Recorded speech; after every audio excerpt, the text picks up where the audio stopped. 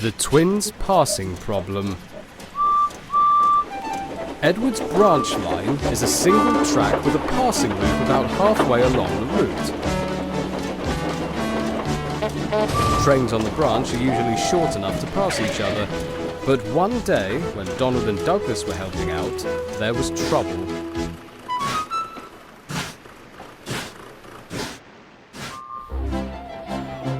Donald was taking a rake of empty trucks to the China clay works. He knew his train would be too long for the loop, but hoped that Douglas's train, which he was due to pass, would be short.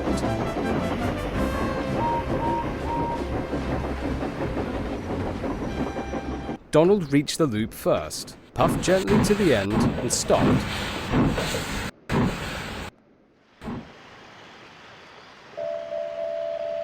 A few minutes later, Douglas appeared in the distance, coming carefully down the hill.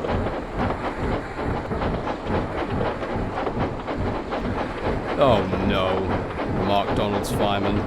"He's got a long train too. What are we going to do now?" The signalman, who was new to the job, stopped Douglas before he reached the loop. Then he, the drivers and firemen and both engines tried to work out how the trains could pass.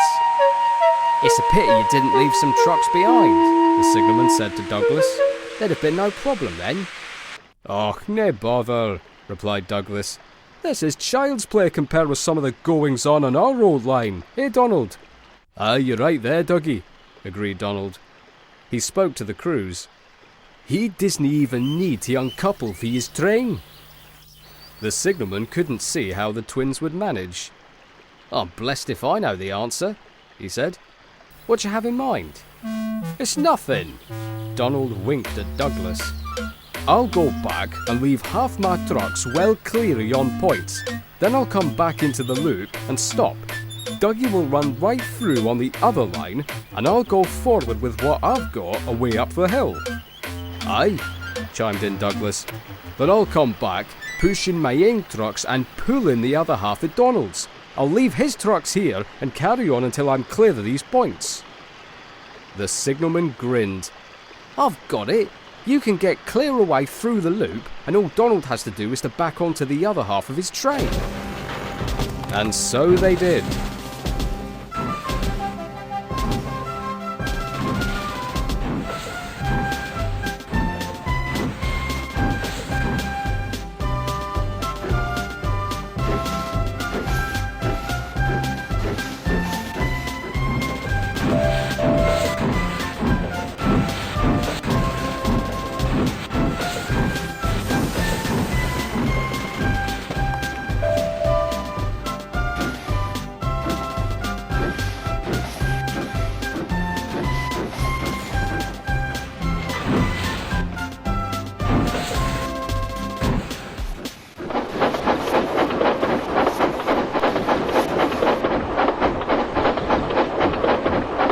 In no time at all, Donald and Douglas had marshalled their trains through the loop and were on their way again.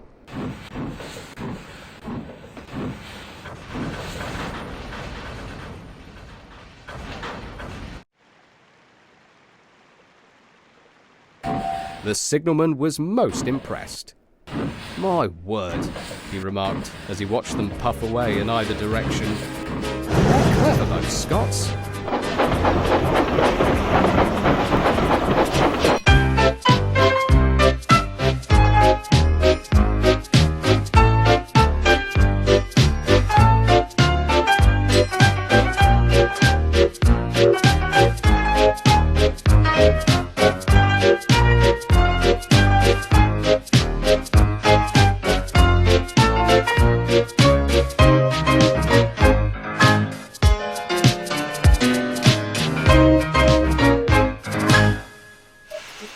Thomas's driver held a newspaper in his hand.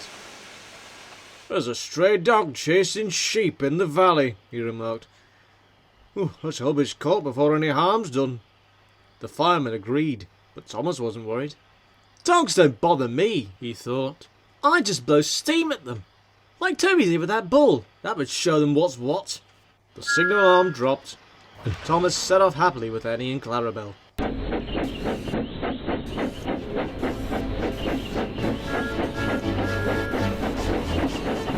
Beyond the tunnel, the valley became wider. Bertie came towards them along the nearby road, and Thomas whistled cheerfully. Bertie too soon returned, and his driver waved to them from his window. A little way along the line, Thomas heard a dog bark. It seemed to come from far ahead. He took no notice at first, until, suddenly, a short distance in front, the hedge beside the line seemed to bulge towards them.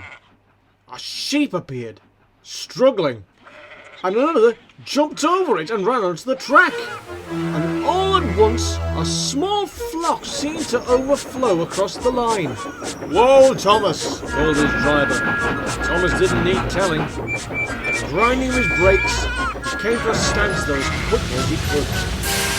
Several passengers looked out the carriage window to see what was happening. The poor sheep, thoroughly confused and frightened, didn't know what to do. Some ran along the line. Some stood quivering in fright, while others, braver than the rest, just went a little way off and began to eat the grass and the cutting. "I know whose sheep these are," said the fireman. "He lives just over there. I'll nip across and get help." He was soon back with the shepherd and 2 sheepdogs. In next to no time, they rounded up the sheep and guided them back through the gap in the hedge into their field. "Right, Thomas," said his driver. "Away we go." But Thomas couldn't move. "My wheels won't turn," he complained. "Something's wrong with the brakes," said the fireman. "Bother," said the guard when they told him. "Now I shall have to go all the way back to the signal box again to tell them we can't move you after all. Can you fix it, or do you want me to ask for a fitter?" "We'll try," said the fireman. And while the guard trudged back along the line once more, he and the driver got down and set to work. Thomas waited thoughtfully for a while, and soon became impatient. He seemed to have been waiting ages, though it was only really 10 minutes. "Are we ever going to start?" he thought crossly. Suddenly, he heard a shout from his driver. "Got it!" he called, and went back to work with a spanner. "A brake pipe had worked loose when we stopped suddenly," he explained as he climbed back into the cab. "We'll be all right now." There was a hiss, and Thomas felt his brakes come off.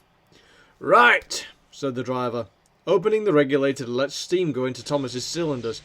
"Away we go." Get a move on, puffed Thomas impatiently.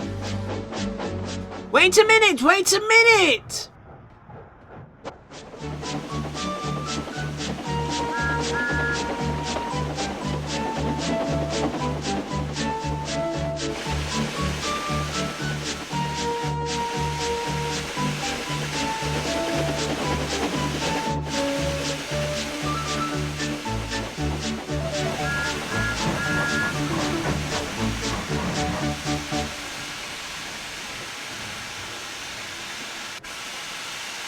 While the passengers got in, Thomas's driver told the station master what had happened.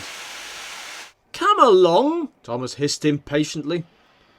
"We can't, Thomas," said the driver. "We haven't had the all clear from the guard yet." He suddenly stopped and clapped his hand to his forehead.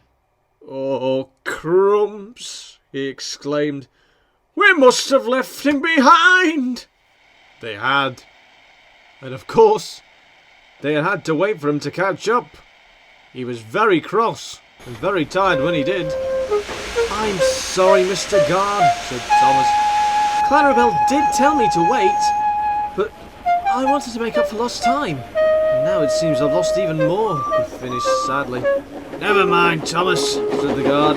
"It was that wretched dog's fault, really. The signalman told me the farmer had caught him, so we'll have no more trouble. Let's move off quickly. I hope we don't meet sheep anywhere else."